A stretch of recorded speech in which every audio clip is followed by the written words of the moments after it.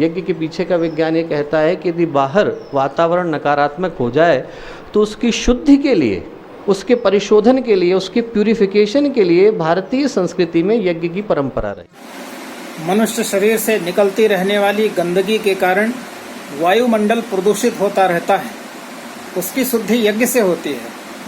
हम मनुष्य शरीर धारण करने के बाद अपने पूरे जीवन काल में जितनी गंदगी पैदा करते हैं, यदि हम निरंतर यज्ञ के माध्यम से उतनी ही सुगंधि पैदा करें तो वायु तत्व जो प्रदूषित होता है, उस प्रदूषण के अपराध से, उसके ऋण से हम मुक्त हो सकते हैं। यज्ञ में जिन मंत्रों का उच्चारण किया जाता है, उनकी शक्ति असंख्य गुनी होकर संसार में फैल जाती है और उसका लाभ सारे विश्व को प्राप्त होता है।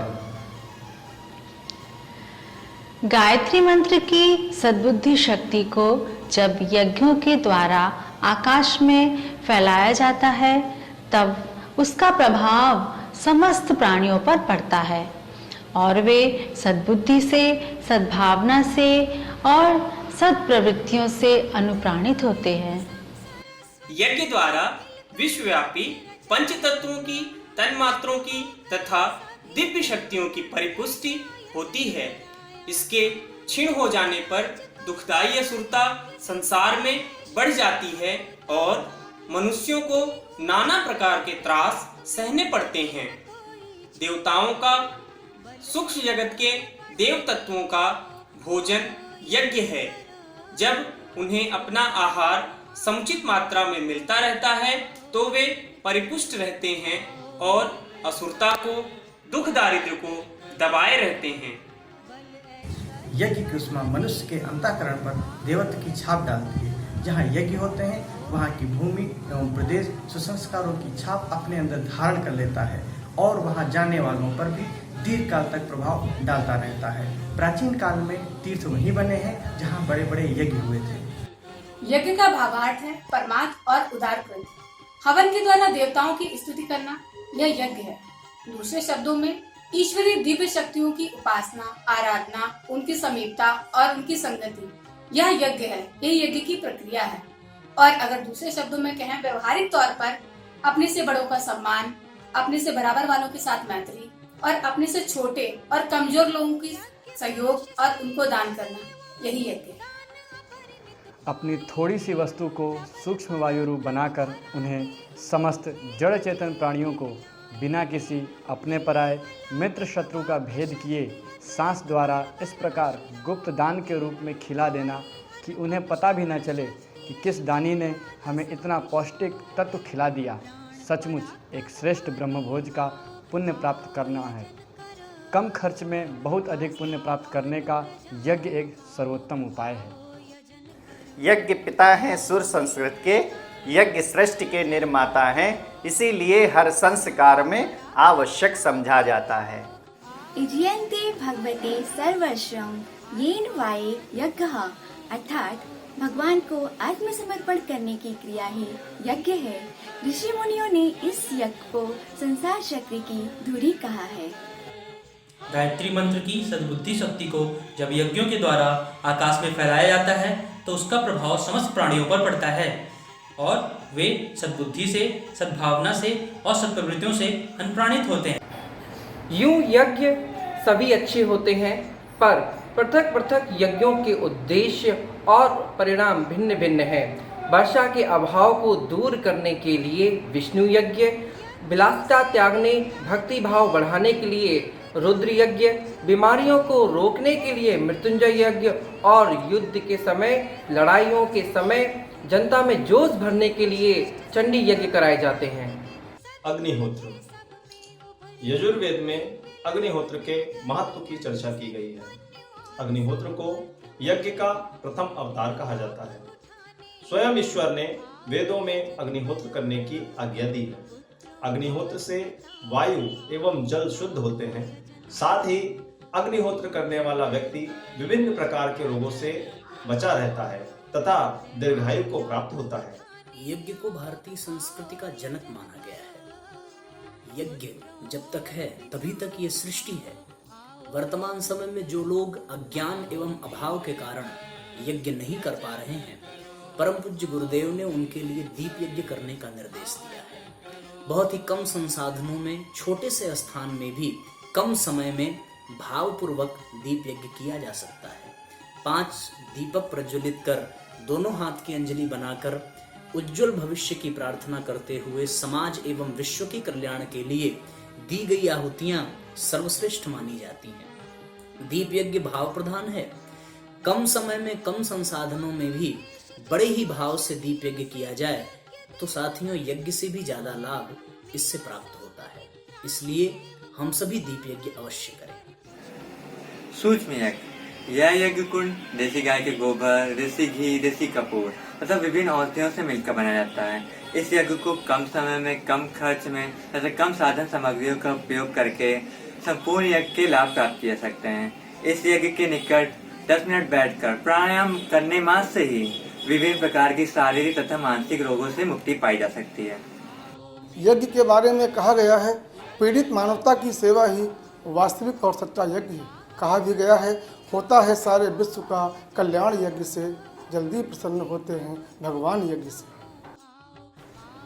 भगवत गीता के 3 अध्याय के 11वें श्लोक में भगवान श्री कृष्ण ने प्रजापति ब्रह्मा के वचनों का उदाहरण देते हुए कहा है, देवान् भावयतानेन ते देवा भावयन्तु वः परस्परं भावयन्तः श्रेयः परमवाप्स्यथ। अर्थात, हे मनुष्यों, तुम लोग इस यज्ञ के द्वारा देवताओं को उन्नत करो और देवता तुम लोगों को उन्नत करें। इस प्रकार निस्वार्थ भाव से एक दूसरे को उन्नत करते हुए तुम लोग परम कल्याण को प्राप्त हो जाओगे। इसलिए हम सभी को अपने जीवन में नित्य यज्ञ को प्रधानता देनी चाहिए। निश्चित रूप से हम सभी का कल्याण इसी में निहित है। हिंदू धर्म का प्रत्येक शुभ कर्म, जैसे प्रत्येक त्योहार, प्रत्येक पर्व, प्रत्येक संस्कार यज्ञ से जुड़ा हुआ है, यज्ञ से बंधा हुआ है। यज्ञ भारतीय संस्कृति का पिता है। यज्ञ भारत की प्राचीनतम एवं सर्वमान्य उपासना है। यज्ञ में जिन मंत्रों का उच्चारण किया जाता है, उनकी शक्ति असंख्य गुनी होकर के सारे विश्व में फैल जाती है और उस शक्ति का लाभ पूरे संसार को प्राप्त होता है। भगवान श्री कृष्ण गीता में कहते हैं, संपूर्ण प्राणी अन्न से उत्पन्न होते हैं। अन्न की उत्पत्ति वृष्टि से होती है, वृष्टि यज्ञ से होती है और यज्ञ विहित कर्मों से उत्पन्न होने वाला है। बहुत से लोग डरते हैं कि यज्ञ जैसे कार्यों में प्रयोग किया जाने वाला घृत आदि जो दग्ध कर दिया जाता है, यदि वह किसी जरूरतमंद व्यक्ति को दे दिया जाए तो उसकी सहायता हो सकती है, उसे व्यर्थ क्यों जला दिया जाए। परंतु ऐसी बात कहने वाले लोग अज्ञानतावश इस तरह की बात कहते हैं।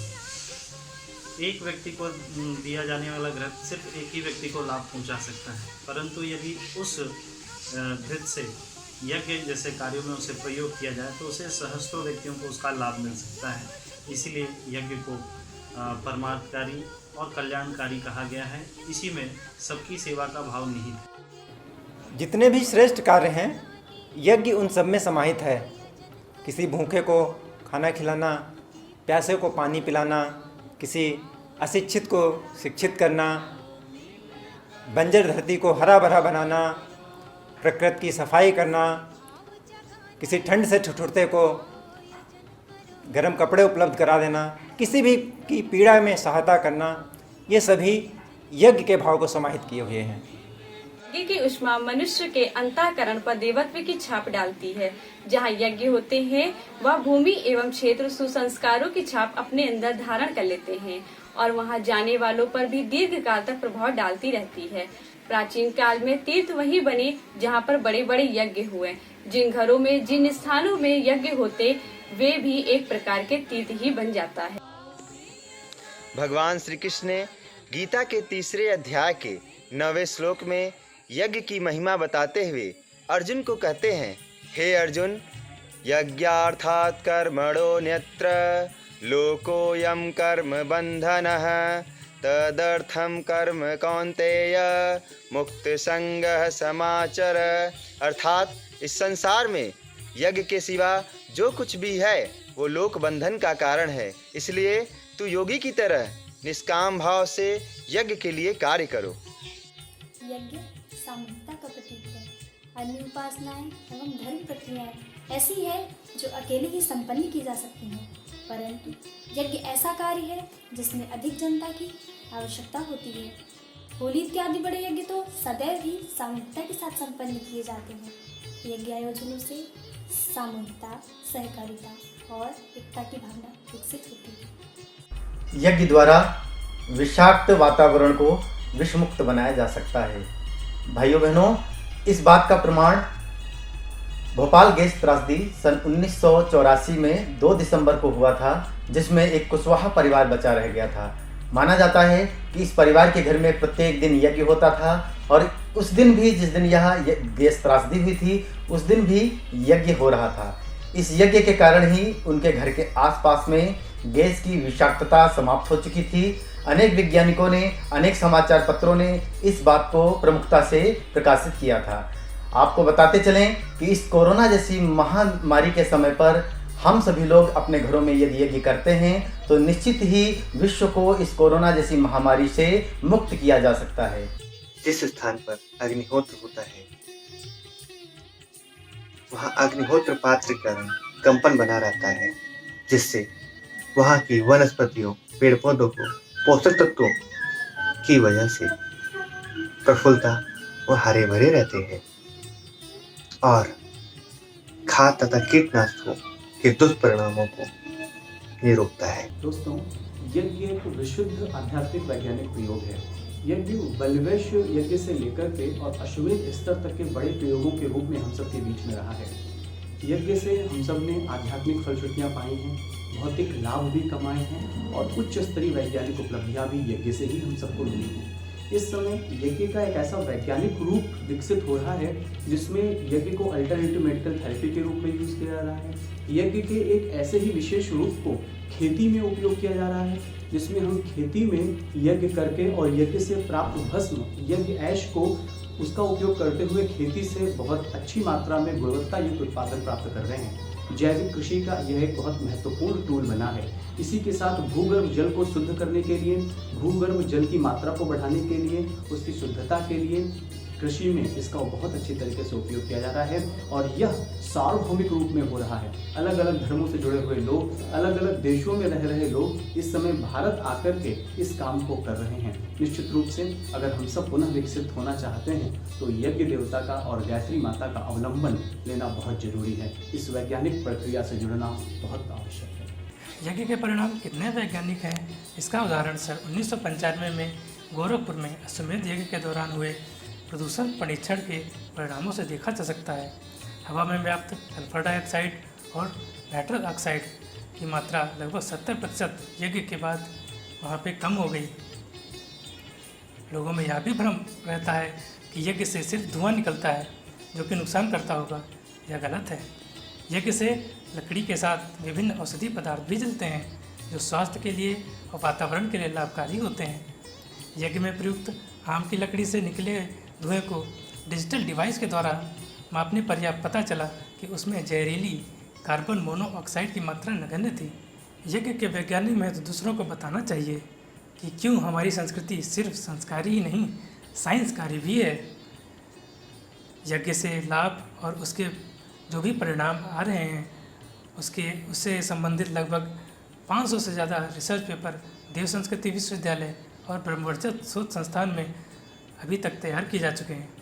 You know, on this Sunday, 31st May, the million of people all over the world will be together at the same time to pray by yajna for best health and freedom of this virus for all at this crucial time and for the corona epidemic.